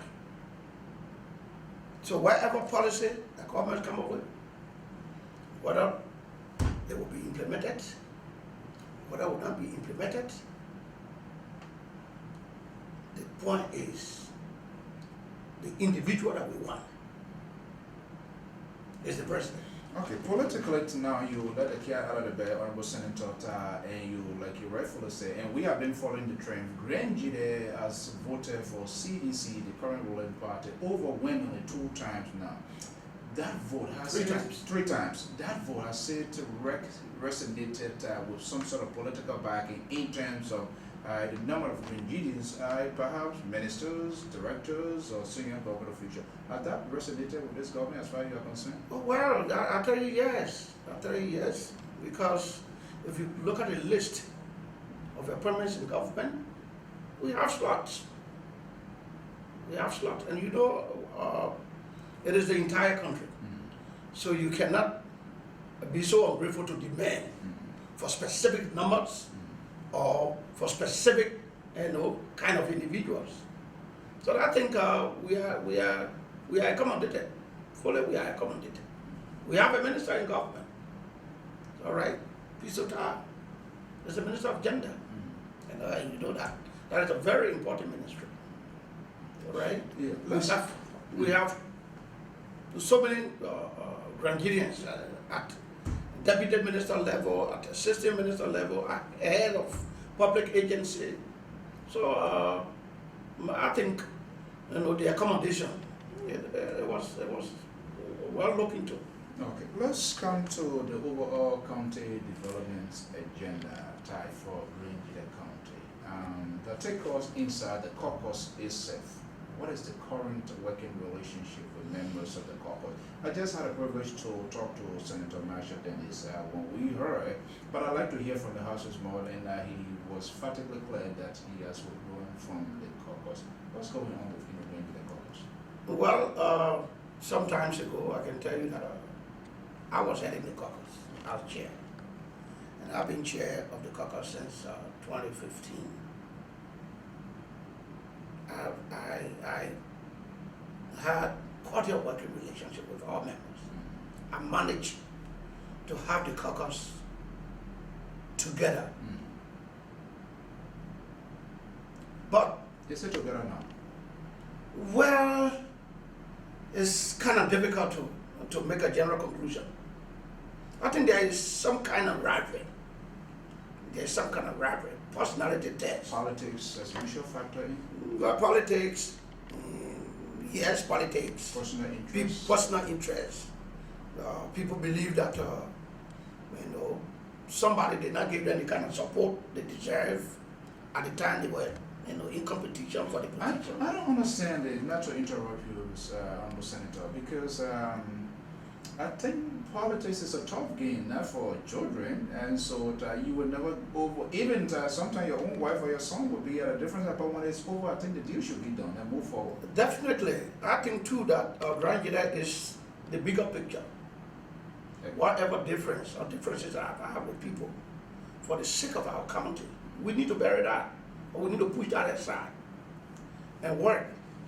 We as leaders, we must be aware that we have a significant role to play in the development of the country. Be it at the political office, be it at your private consultancy, be it at your farm, your personal investment. Collectively, we need to work together. As leaders of the country, we need to drive that development. We need to drive the opinion. But it suggests to me that, imagine somebody will still have they cannot believe that. How can this county then move forward? From the little what I'm hearing now and folks that we have talked to us, so take me inside your caucus session or your meeting. Do you guys shake hands? Is it been just a ceremonial thing, or is it from the heart from which the people of Grandjada elected you guys to do their job? Well, I think we do shake hands. We laugh, but I think all of those are on the basis of the seats. In my personal judgment. Well, as you rightly said and disclosed to me, that Senator Dennis told you that he has withdrawn from the caucus. I don't know whether he told you. Let me see why. I turned over the chairmanship of the caucus some months ago, and I wrote an official communication giving reasons. Some of the reasons were because 2020 I'm not going for re-election. I am not going for re-election 2020. And the reason for which I decided, because all of us, members of the caucus, we are equally qualified. We have the same status. And so I believe that any one person can be chair to lead the caucus. All right? A chair does not have absolute authority. No. You don't write absolute, letters. Whatever you are communicating. Yes. So anybody can, become chair of the caucus. I told the body that, look, I have to work on my exit strategy. That required a lot of stuff, visitation. I'm leaving come 2020. There are a couple of things that I think I need to catch up with. I don't want to just leave a vacuum. If I'm leaving from here, the next senator that's coming must be able to have something to read, to know what we did, how far are we, how our input bearing on most of some of these bills, whether they are ratification, financing agreement, whether they are laws to create districts and magisterial courts, whether they are concession agreements. There are things that we need to do. And I didn't want to hold on to the caucus, to hold on to the chairmanship, when those things that are actually supposed to sit at caucus chair, and I don't have the time to do it. That will be a disservice to the county, that will be a disservice to the group. I think you've been very So I've been very honest with that. But our brother and friend told you that he has resigned from the caucus. I don't know. How can that be? Because you are a lawmaker of the county. And that was the same question that Yeah, I posed to you. I said you were elected by the people, now you are resigned. Have you informed the people, or will you do that? But my understanding that decision will come. And I asked why, what was his colleagues, and he was fatiguely bold to he tells me that you were the only person that reached out.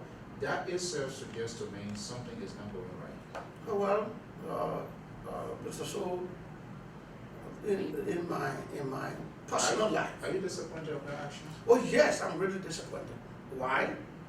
Because I believe that no matter how much you have in your personal saving, you cannot build Rangere. I don't care how much you have. You alone cannot build a town. I think building Rangere requires the collective efforts of all citizens, with the leaders of the county driving that agenda. So if you come and say, well, I don't want to be a member of the caucus, then it means that you want to work as an individual. And I think working as an individual, you're not going to make any good impact. And that's what I've tried over the period to make sure that we come together so that our collective efforts will leave legacy behind, if I'll tell you, expire. That has been my call always. This is why even if people, out of emotions and or out of personal feelings, if they go and make some statements, I try to quiet that down by not dignifying some of the statements. Because by the time your friend make a statement, you want to respond, and then you know everybody having some a number of loyalists, and that will come in defense because something happened today. You find people who are not even lawmakers want to respond from out students that have not even understand the issue, but because this person is their master and they have to defend the person. So whether they understand the issue or not, yeah, they blow it out of proportion. But I think generally, my brother has to see reason to reconsider the decision. Because I told you, you are the senator. You are the senator, and by the time I leave, you become the ranking senator. You become the senior senator. The new senator coming in, you got to provide the guidance. And you are senator of the county, you must be able to direct. Moving forward, Senator Gate, from what I'm hearing from you, this seems to be something that is mind-boggling, and it could be me too. Is that something you're going to push to make sure that Senator Dennis... Yes, we had a conversation some 2 days ago in my office, and I told him, well, I don't think the decision... In fact, when I saw what he wrote us in our chat room, immediately I sent you a text. Yeah, I sent you a text. I said, Senator, this action, it will be a disservice to our country. Whatever that bothers you, that made you to reach the decision, we can sit on the table and resolve it. You cannot be an ally. Because I'm talking about, I know how the plenary works in the Senate. And if you don't have people who are composed, you are humiliated. And as a result, you will be dodging the plenary.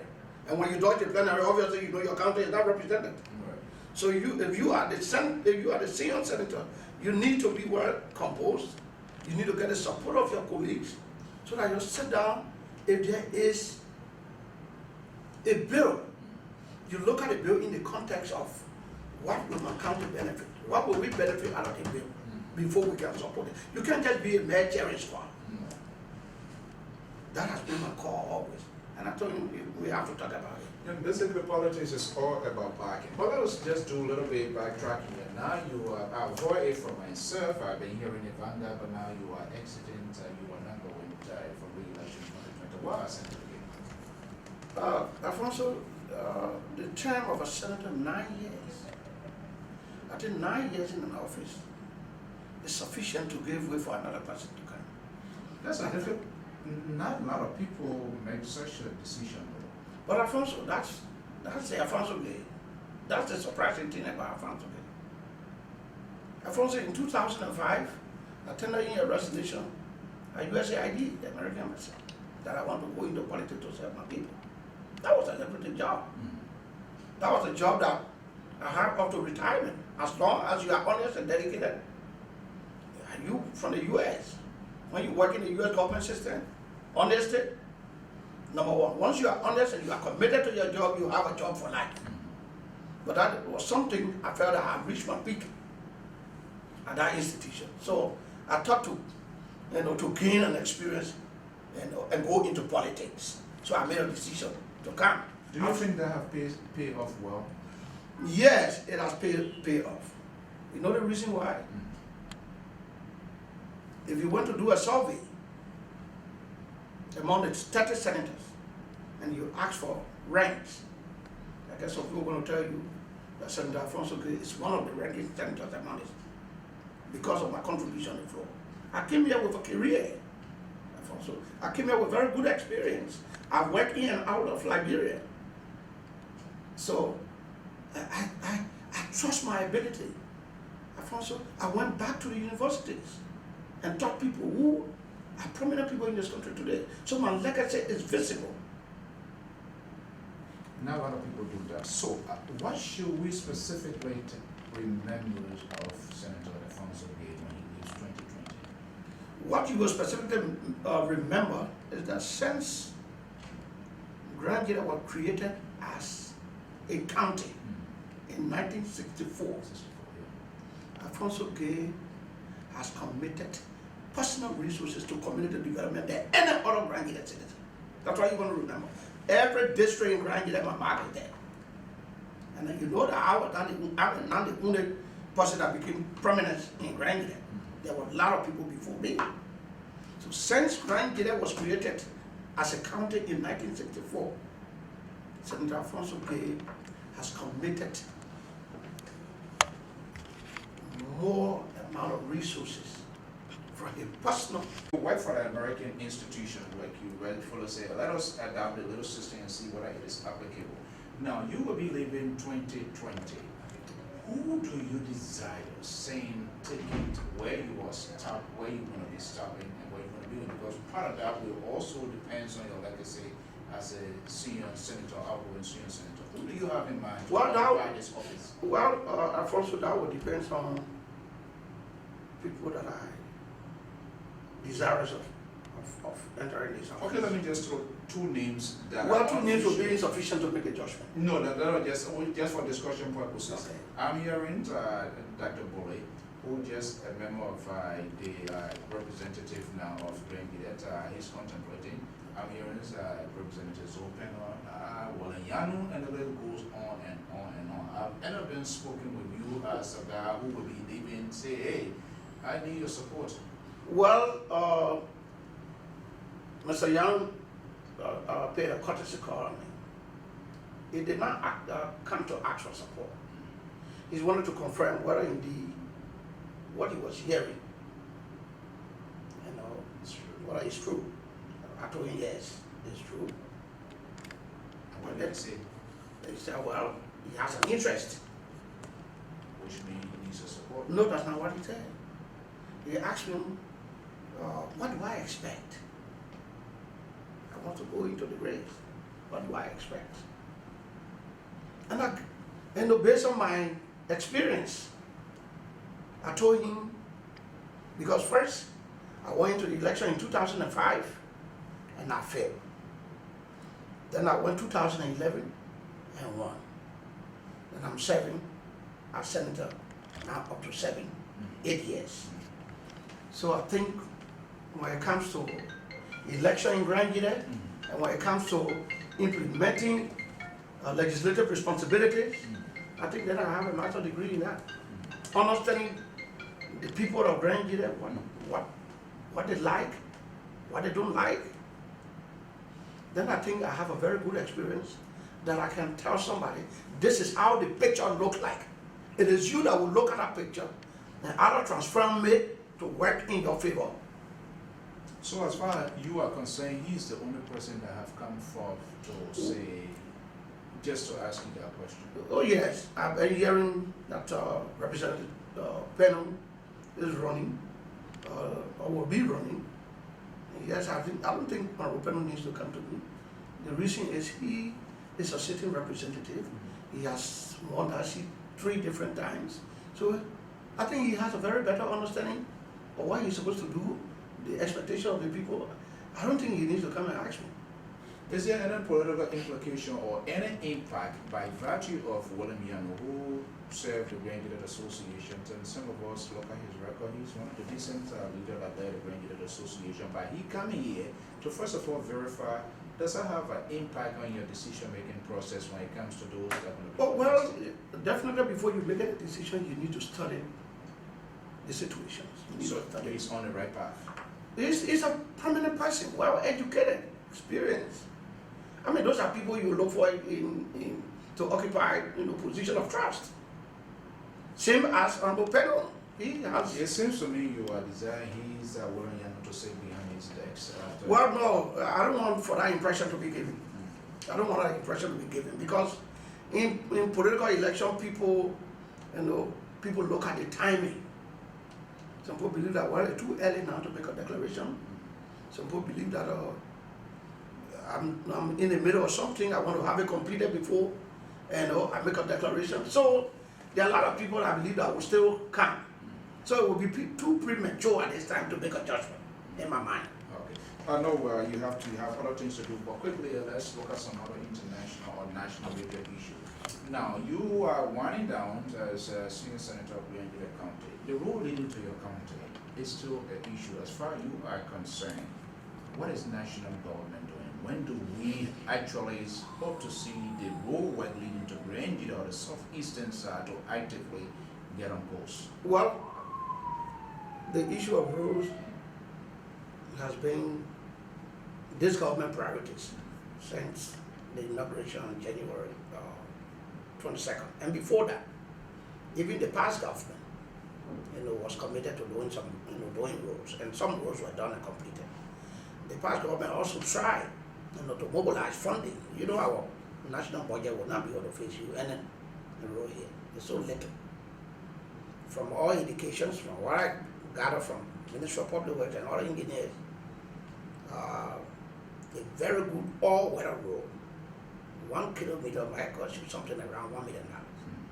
So our budget, our internal revenue cannot do that. You got to rely on bilateral, multilateral institutions, friendly government, and all of that. And it has been, in fact, in the annual message of the president, it was established that funding for the Tapeta Federal Highway has been mobilized. The World Bank has committed some money. I think the German government also committed some money. And then counterpart funding, which will come from the government of Liberia through the road fund. They are all in progress. The fund has been collected from importers of petroleum products. They have that into the account, the escrow account. So there's nothing more that any other person can do besides what government is doing. So we have a very good picture and very good to listen to. We hope it can be actualized in the short period. I just from home. And the condition of the road now, of course, cars are, going, the road is open, but any drop of rain for about, 6-7 hours, we'll go back to square one. In fact, it might even be worse than in 2018. So every now and then, I'm calling on the Minister of Public Works to get update. In fact, he and I were together the day before yesterday, and he continued to tell me that, yes, the funds are there, the procurement processes is ongoing, by the World Bank and all of that. So we just got to remain hopeful, and we continue to knock on the doors of the executive, to get this done. I hate to do this, but I'm hopefully to sit with you again before you leave office. What do you think, what was the worst administrative decision, if ever, do you want to share that? What was the decision made that you, after the decision to get them making a decision, be administrative decisions or anything that is mammoth? Do you care to share that with us? Well, I think I need to sit down and think about that. Nothing on top of my head. Nothing on top of my head. 7 years to remember what you have done.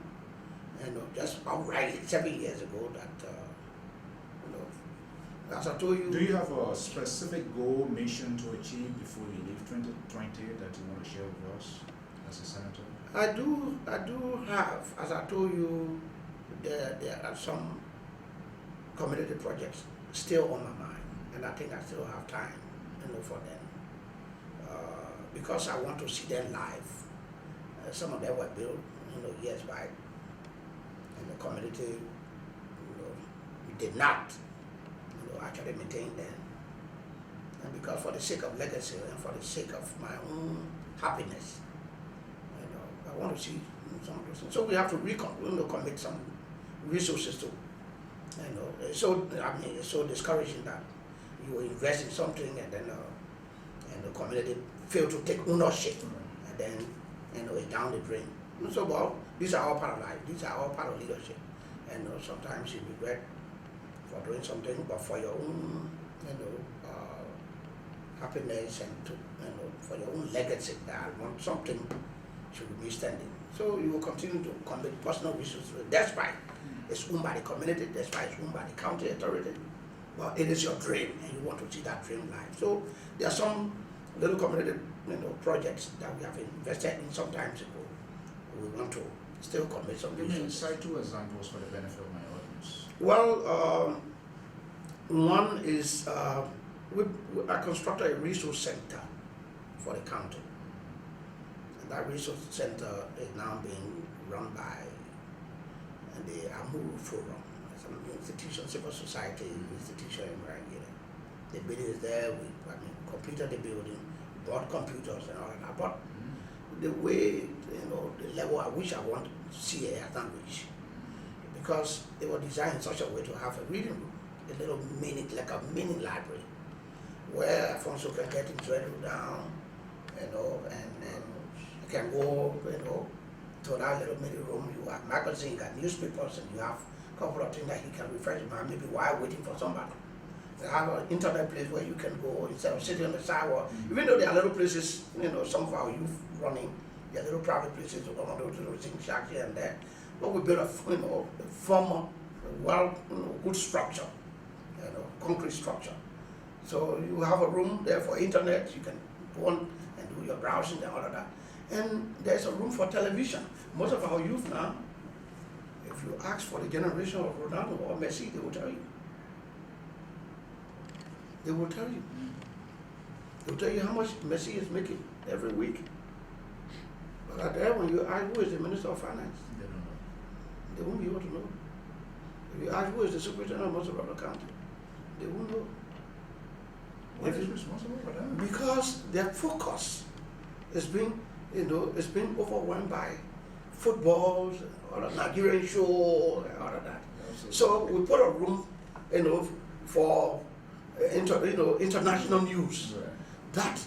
That facility is only going to show. Men will go there to capture something. Yeah, that it was intended that room is going to have television. We're placing one television, but we want to have at least 2 or 3 maximum, so that you have, the BBC. You can look at BBC News. You look at Al Jazeera, CNN, the China TV, and be able to listen to global news. To be on top of, the development, of the world. That is my dream. And not just Nigerian show, not just Messi, and Rolando, and because we don't call Salita Diva and other police. Okay. All right. So that is my dream. So I'm still committed to pumping some little resources. Okay. Before, Sam, go ahead. Yeah, Senator, you are diversified development in Grand County. And what I'm saying that you will help Smart FM to have a structure in Israeli City. And now, do you have the idea, gearing towards in building a communication center or a broadcast station, or have a own newspaper in Grand County after retirement? Well, I don't think of having one for myself. Well, take for instance, you have already given Smart FM as an example. Smart FM was broadcasting from a dilapidated continuum left behind by Liberia Telecom, and that continuum was used for their few depots. And I felt that facility was not the face of Nigeria. Knowing us to be very proud people, people who, when they find themselves in any gathering, they are noticed because we are progressive people. I thought that was not the face of And that's what I committed approximately close to something around $35,000 to build that structure for Smyven. I think if I'm not mistaken, Smyven is the only community radio station that is broadcasting now from a concrete building. Very good studio, got offices, got fresh toilets. When I came 2015 during the Omen Dev, I saw that. Yeah. Was very, very nice. All right. So those are the kind of things as I said, that I still have on mind, to develop, to reach my dream, and not to have, radio station or have my own. What will you be doing, Senator Alphonso, after retirement 2020? What will be your role? What will you be doing precisely? Do you want to share that with us? Yes. As I told you, Alphonso, I was once a teacher, and I taught people at university level. I even taught a class at the graduate school, in the Cottington Graduate School in the county. So I can still, and during the campaign when I was in Zedru, the community college called me and volunteer? I volunteered and I taught an accounting course for them. So I can be a teacher, I can go back to be a lecturer. I know at the university. Yeah, that's quite impressive, because that's what former U.S.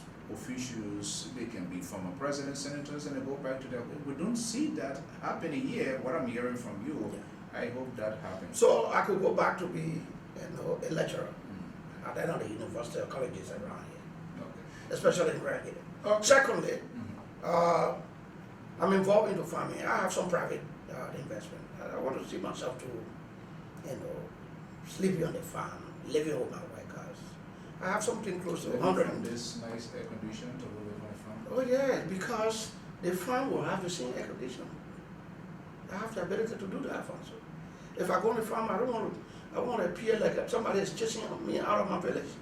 Every comfort that I need will be there before I leave this office, because it's been worked on, and it's been worked on, for a couple of times. So, if I'm in Monrovia, I would not miss Zedru. If I'm in Zedru, I would not miss Monrovia. If I'm in the town, I would not miss my farm. If I'm on my farm, I would not miss Zedru. So, that life has already been built. There's no question about that. It doesn't require looking for new resources to do that. Alphonso, I'm the kind of person, this is why most people have problems with Alphonso, because of my orientation. I'm a very organized person. If you want something done, come to me, let's discuss about it, and let me see your plan, let me see how you want to achieve it. I can give support. But to just this morning and go on the capital bypass and just open agreements and start to divide, no. So people might say Alphonso is a very mean fellow. Yes, I agree with them. That he's a very mean fellow. But me in the context that he doesn't lavish money. Because I did not born with silver spoon. Alphonso, I was born in the village. So my parents, they didn't know what I call pen. They didn't know what it called stool.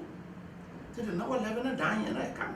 I was born in the village. I did everything in the village. There was no retirement saving. There's no retirement saving. All of that. So who am I? Do I pretend to our citizens or to other people that I'm somebody that born with silver spoon? To get me at this level is based on my own serious patience and sacrifice. I caught palm, I caught bitter roots, I brushed farm, I fell trees, I lacked track. I used single barrel and went in the bush to hunt. I did all of that. So today, when things are rough in Monrovia, Alphonso, I can retreat to the village and I'll live a very fine life. Even in the city where I live now, I'm not a lover of cabbage. I'm not a lover of cherry rice and gravy. So I still eat my okra without oil. I like my bitter boy and okra mix and make a soup. I eat my palava sauce without oil. So so I don't miss anything. A lot like you're going to be taking a break on politics. I don't think that's going to be the full conclusions of Senator Gay. Probably after a couple of years, we're going to see you emerging. Well, who knows, Alphonso, it's good to be called to duty. Yeah, you are honored when you are called to duty. Okay. And not to run and behind people that I want to be this. Yes. We give Our county, we'll give them the benefit of the doubt. Let the our citizens the benefit of the doubt. Senator Yamo served, he left. I came, I'm serving. If I leave, somebody else will come. It will give the citizen an opportunity to make comparison and know how was their leadership. And that's what I want. What folks, I'm Alphonso Zean, so in the offices of the Senior Senator of the County, the Honorable Alphonso Gay, will be leaving this beautiful office. I imagine, I don't know what I want to make such a decision, but he will be leaving 20. But before we leave. Before you do that, Alphonso, before you do that, I'm a professional accountant. And financial management is an area where I worked for a very long time. And so, right now, as you see me, and over the years, I run a consultancy. So my consultancy office will be more beautiful than this. And then I guess in the next 12, 13 months, if you come back to Liberia, I will take you. I will take you to see my office. So Alphonso Gay is not somebody when he leave Capital Building and then he get the car in the morning. He's not a one-way man. No, it's not a one-way man. You know, leave Capital Building, I'll leave from a house in the morning and run to Benson Street and leave from Benson Street and go to Broad Street and from Broad Street, then go back home. No. I will have an office where the same way you were ushered in. People will be there to usher you in. Honorable Senator, what is your final word to your kinsmen, both in the youth, both here and especially in the diaspora? What we just don't get about our country that perhaps you just want to read there? Well, I know you have said that, you have been there over and over, but what do you expect from the citizens, especially those of us in the diaspora, including myself? You know, Alphonso, in the past, many years ago, our people, we were born in the villages, as I told you. Everyone that came from Monrovia, or everyone that lived in Monrovia, had the impression that the people were educated. That they were educated. It's the same belief today that people in the diaspora will consider them to have the best education, to have the best skills. And so we rely on them. We heavily rely on them, their opinion, their suggestions, and their guidance. My word to them is, it's good to institutionalize your ideas, which they have done. Very good, very successful. Ranching Association, with all the other branches, these sections, from the districts, and they are all well organized. We hope, because they should not allow politics to override the whole idea of we are putting ourselves together to help our people. When politics override, then it's a problem. And that's what I see. Politics is overriding the whole objective of let's put ourselves together to help our people back home. I think they need to rethink, they need to relook at that. All right, folks, that does it this evening. We want to thank the office staff of the Senator and the Senator himself for having this exclusive with us. And we hope this will get a sense of our people. And we in the media is also on an obligation when we come around here, regardless of our other personal business, to take off time to speak with our leaders in order to get their side of the story. I'm Alphonso Zean, so in this beautiful office of the Senator, Senior Senator of Granville County, the Honorable Alphonso. Thank you so much, Honorable Senator, for granting us. Thank you, Alphonso. Thank you so much. Have a blessed evening.